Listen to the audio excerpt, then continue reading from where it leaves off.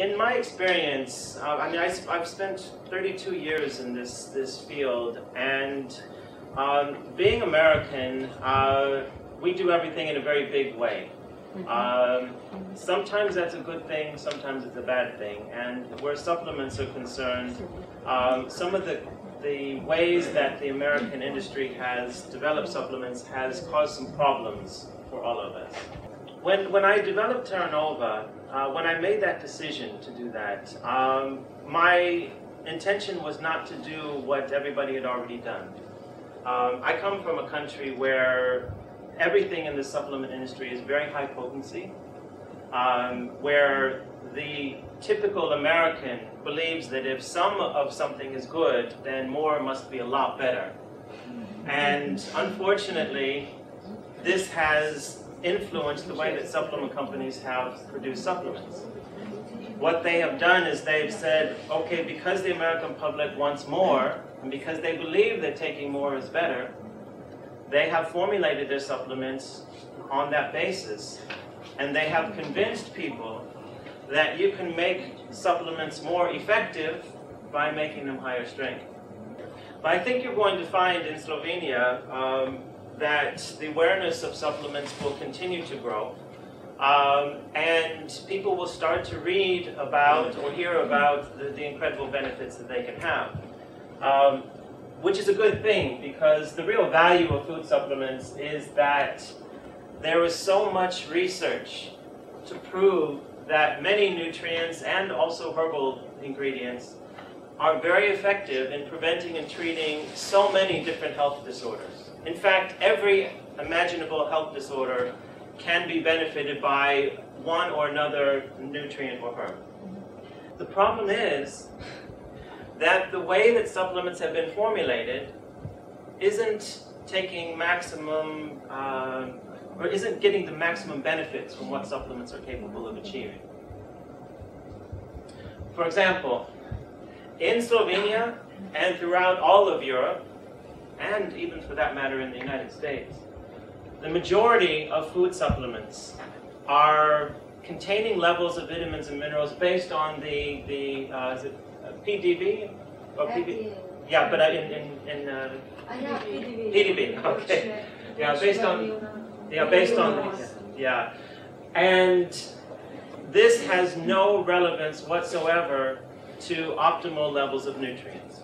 In fact, the RDAs have been set on the basis of preventing diseases that no longer exist in Slovenia, like scurvy and very rickets. So this is not how we should be basing our recommendations for how much people should be taking. Considering that many vitamins and minerals are proven to be beneficial in preventing conditions like heart disease, cancer, diabetes, arthritis, and so on, this is what we should be considering when we're recommending to the public how much they should be taking. Now, I'll give you an example of just how ridiculous this is. There was a study several years ago that proved that vitamin E supplements were able to reduce heart disease risk by 40%. And considering that heart disease is the #1 killer in Slovenia, this is obviously a very significant piece of research. However, the EU RDA for vitamin E is 12 milligrams, but what is the minimum proven protective level of vitamin E in heart disease based on this research? 67 milligrams. So it takes almost 6 times more vitamin E than what the RDA is to have the minimum protective effect against the #1 killer in Slovenia. This is one of many examples in so many different health disorders. And so we can see from this that just formulating supplements based on the very low potencies is not going to provide the optimal benefits for people, either for preventing disease or even for general health. Now, the other problem with supplements is that the majority of EU supplements and the majority of supplements in Slovenia that are not in this very low RDA level are at the other extreme, the very mega potency or very high potency supplement levels. And unfortunately, taking too high of a dosage, even though it's not unsafe with almost all vitamins and minerals to do that, it does not actually make the products work better than if you take more moderate levels. Okay. The biggest problem with food supplements, though, that really needs to be addressed is that a food supplement or herbal product will only be effective if the body allows it to be effective. It is the body of the person who comes into your store that is going to dictate whether that supplement works or not. Not what you give to them, but it's what's going on inside that matters. And by this I mean it's the environment inside of the body, the biological environment, the person's biochemistry and physiology that decides whether that supplement is going to work. And unfortunately, you are stuck with the body they give you. And the real problem with this is that nobody will have the right environment. Nobody. Every single person who comes into your store, no matter how healthy they are, will not be able to provide you the ideal biochemistry or physiology to provide the maximum benefits from the supplements that they're going to take. Now, this is obviously a big problem, and one that we can't change. If people just take vitamins and minerals, whether it's low potency or high potency or somewhere in the middle, we are not going to be able to change the fact that their body will not allow it to work to its maximum potential. In my career, I spent a lot of time thinking about this issue. And I have spent so much of my life involved in the scientific side of supplementation. And this limitation, or this concern, or this issue, was actually the thing that led me to formulate Terra Nova. In fact, I decided that since I didn't want to formulate another high-potency supplement range, and I certainly didn't want to formulate a very low supplement range, or low-potency supplement range, what I wanted to do was to try to address this issue more than anything else.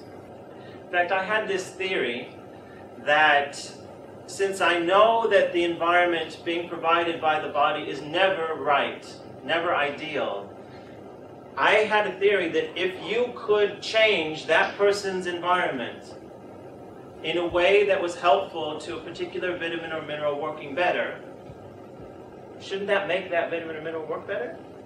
But that sounds ridiculous. How can you change the environment of somebody's body when they're coming into your store? But I actually believed that that was possible. And the reason why I believed it was possible is because I spent my life studying what these environments needed to be for every nutrient. And I also spent my life studying certain ingredients in nature, and I knew that plant ingredients possess the chemistry within them to create the right environment in the body. And I believed that if I could choose, let's say, do you ever work with coenzyme Q10, or CoQ10? Okay. Now, we know from the research what the environment for CoQ10 needs to be in the body. We know the chemical interactions that have to take place. We know everything that needs to happen in order for CoQ10 to work. And that is the environment that we needed to create in the body.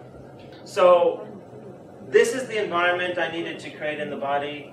I knew that various plants contained the chemistry to match that environment for CoQ10. And I knew that the same thing applied for zinc and iron and vitamin C and vitamin E and B vitamins and every other imaginable nutrient. So if we know the environments for all these nutrients and what the body needs, and we know that the plant kingdom provides us the chemistry to match that environment, that became the basis for how Terra Nova was formulated. Okay, does that sort of make sense? Okay. Now, in a few minutes, we'll talk about exactly how that takes place. Now, in order to acquire the maximum possible effect from a nutritional supplement, the body must achieve a very intense state of biological synergy. Now, what is synergy? technically, synergy means that if you add the effects of one thing to the effects of another thing, and they work together, they have an effect that is greater than the mathematical sum of the two parts. For example, if Anna is going to lift something, and we know how much weight she can lift, and Moitza is going to help her to lift the same thing, and we know how much Moitza is able to lift by herself, when they work together, they should be able to lift even more than how much Anna can lift plus how much Moitza can lift. That is synergy. Now, in other words, 1 plus 1 equals 3 instead of 2. Or it equals 4 or 5 or 6, depending on how much synergy you can generate in the body. And nutritional synergy basically requires an efficiently functioning physiological and biochemical environment. And synergy in the body, or nutritional synergy in the body, has to do with the interaction between hundreds and hundreds of different enzymes, cofactors, and nutrients and so on. And this is what we're trying to create in the body. Now, if you can acquire true nutritional synergy, you will be able to maximize the effect of any vitamin or mineral or CoQ10 or any other nutrient that you would want to take. And you will also be able to make these nutrients very versatile in the effects that they have. So what is required for nutritional synergy? Well, you must efficiently absorb the nutrients. You must distribute the nutrients properly. The nutrients must be bioavailable.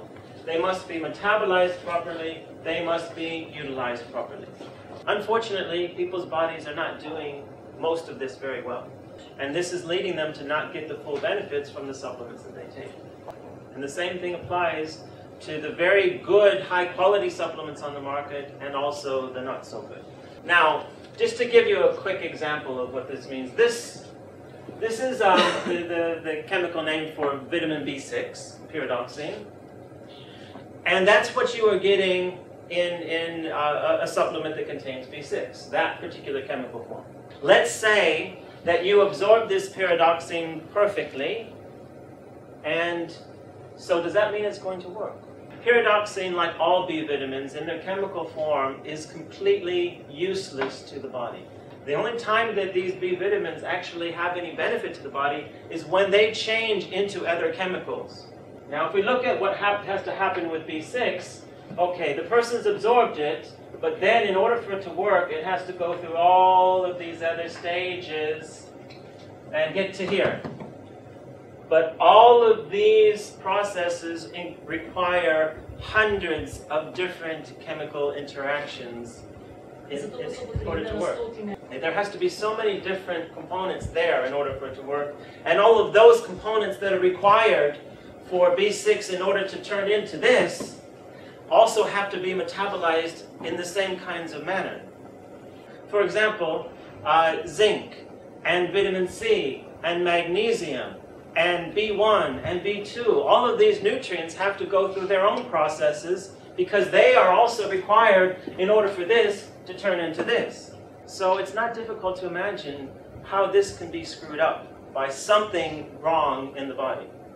But let's pretend that you properly absorb a nutrient, then it also has to be carried to where it needs to go in the body. And this is also open to some difficulties. But let's say that you absorb the nutrient and you distribute it properly, but then the nutrient still has to be metabolized completely. And this is even more problematic than the first two steps. And then that nutrient has to be activated fully, and ultimately it has to be utilized completely in order for it to work. And then once that happens, that fully metabolized and utilized nutrient has to take part in interactions with other nutrients that also had to be absorbed and distributed and metabolized and utilized.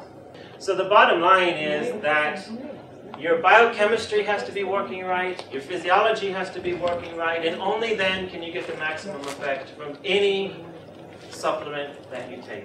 So this brings me back to what I said before. This was what I considered the biggest limitation to supplements, and this is the limitation that I decided to focus on when Terra Nova was developed.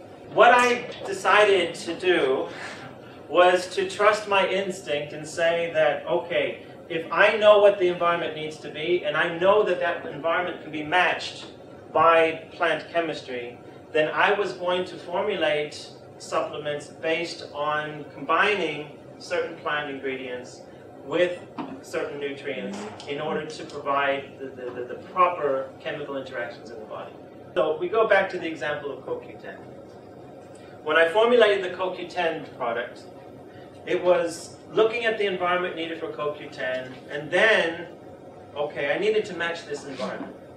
Then the next step was to look at plants. And you look at literally hundreds of plants, analyze the chemistry of each one, and then make a scientific decision on which of those plants and which combinations would actually come as close as possible to matching the environment needed for CoQ10. And so those plants that match that environment would be put together in a formulation with CoQ10, and that became a product.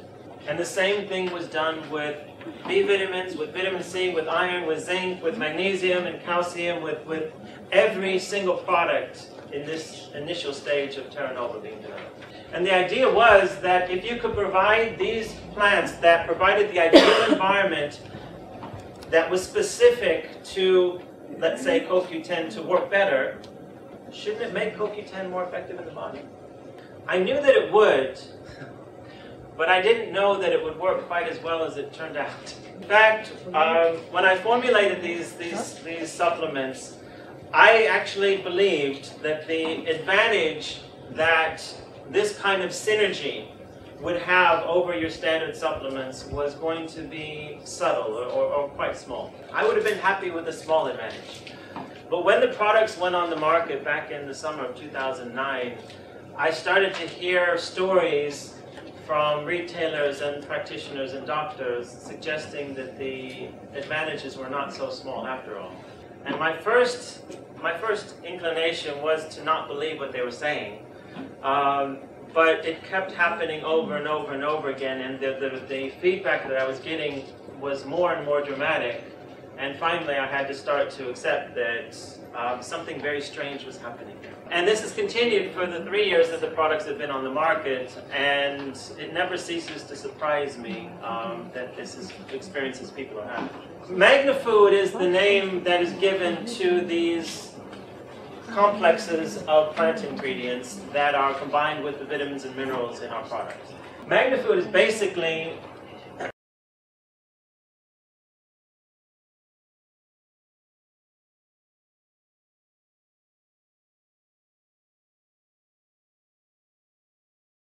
Now, I thought I would use a particular product to describe exactly how MagnaFood works. So we're going to look at the B complex. This is an example of one of our formulations.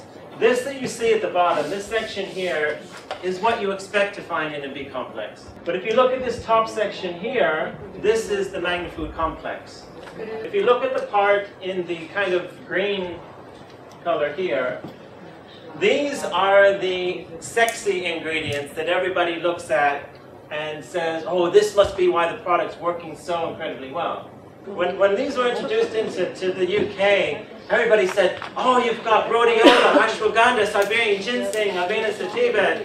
Oh, this must be why this product is working so amazing. And they completely disregarded all of these ingredients you see in the red.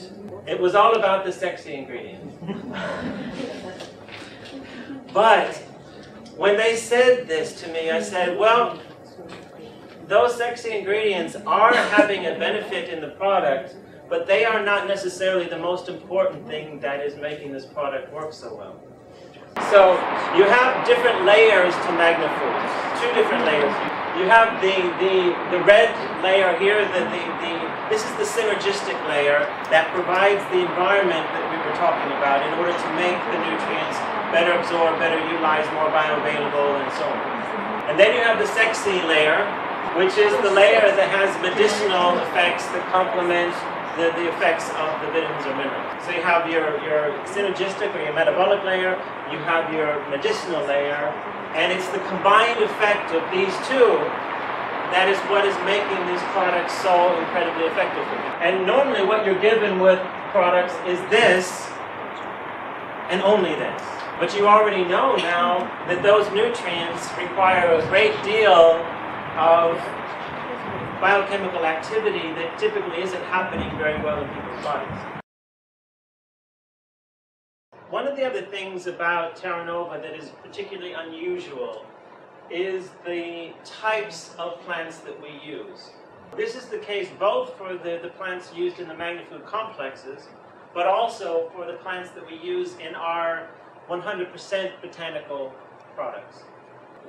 Whenever you use a plant in a product, obviously it has to be stabilized in order for it to not be perishable.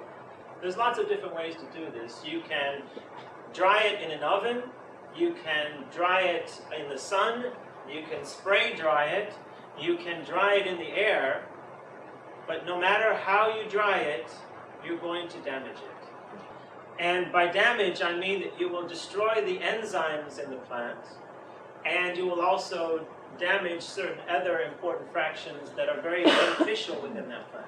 And this is particularly a problem when you consider the enzymes, because the enzymes are so critically important to how your body breaks down and metabolizes everything in that plant. But virtually every plant ingredient that you have in a product, there are no enzymes left.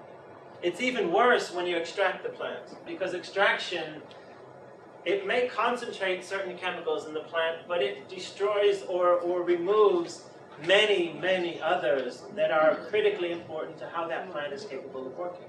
In fact, many of the chemicals that are destroyed or removed by extraction are the very chemicals that make the chemicals that are concentrated work better. And if anybody ever tells you, and some companies will tell you this, that that's the active chemical in that plant, don't believe them. Because every chemical in every plant is active. Not this one, not that one, not that one, all of them are active. And unfortunately, the herbal industry has decided to think like the pharmaceutical industry, that always wants to find that one chemical that is responsible for something working. Freeze drying avoids all of these difficulties. This is the place in Oregon, in the northwest of the United States, where we get our herbal ingredients. You can see, well, you can't see all of it. This is just part of the location here. It's quite extraordinary, actually, and you can't get a full sense of what this is really like here, but it's completely and utterly isolated from any exposure to anything that is not pristine. In fact, what you can't see also is the fact that, that on this particular margin of the property, there's a 1,000-foot drop into the Sandy River Canyon, which is about a mile across, I believe. And then this particular tree line covers a great deal of the rest of the property.